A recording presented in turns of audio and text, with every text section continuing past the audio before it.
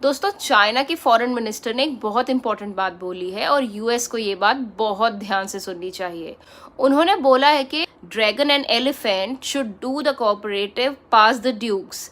इसका मतलब ये है कि ड्रैगन यहाँ पे वो चाइना को बोल रहे हैं और एलिफेंट वो इंडिया को बोल रहे हैं, और वो बोल रहे हैं कि दोनों को साथ में डांस करना चाहिए, मतलब दोनों कंट्रीज को साथ में ग्रो करना चाहिए। सोर्स के हिसाब से द प्रिंट ने एक आर्टिकल निकाला है जिसमें उन्होंने 2 बातें बोली हैं। सबसे पहली, यही foreign minister mister Wang India आ रहे हैं 18 अगस्त को।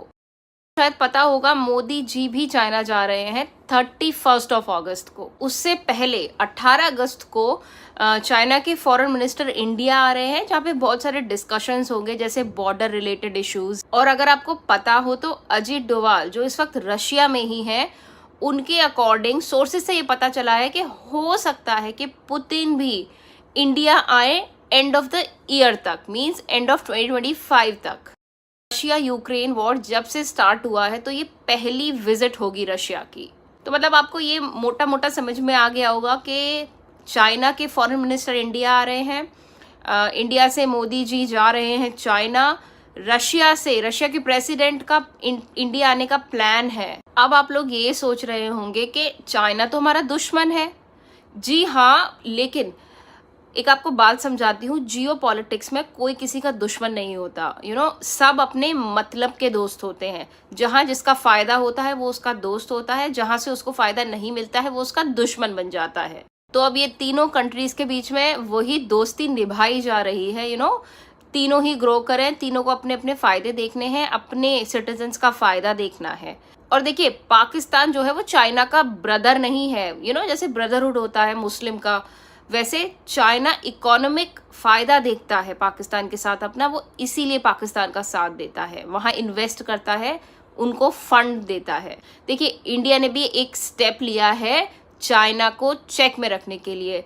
हो सकता है मोदी जी चाइना विजिट करने से पहले जापान की एक विजिट लें और वहां से वो चाइना जाएं। आप लोगों के दिमाग में एक बात आ रही होगी कि चाइना जाने से पहले जापान ही क्यों? देखिए, जापान और चाइना की नहीं बनती, ये सबको पता है। जहां जिस कंट्री में चाइना प्रॉब्लम क्रिएट करता है, जापान वहां जाके खड़ा हो जाता है, जैसे फिलीपींस हो गई, और भी कंट्रीज के लिए खड़ा हो जाता है। तो ये चीज समझना बहुत जरूरी है कि इंडिया चेक एंड बैलेंस खेल रहा है। तो दोस्तों, बहुत ही तगड़ी जियोपॉलिटिक्स इस टाइम पे चल रही है। और अगर ये तीनों कंट्रीज, रशिया, इंडिया, चाइना, एक साथ आ जाते हैं ना, मिलके अगर ग्रोथ की बात करते हैं, अपनी अपनी कंट्रीज के लिए मिलके डिसीजंस लेते हैं, तो ये बहुत कुछ बदल सकते हैं पूरे वर्ल्ड के अंदर। बहुत ही मेजर चेंजेस आएंगे इससे। तो देखना ये है कि क्या होता है। तो मैं इस पे एक वीडियो भी लाने वाली हूँ कि अगर ये तीनों कंट्रीज एक साथ आ जाती हैं तो क्या क्या चेंजेस पॉसिबल हैं एक बड़े लेवल पे।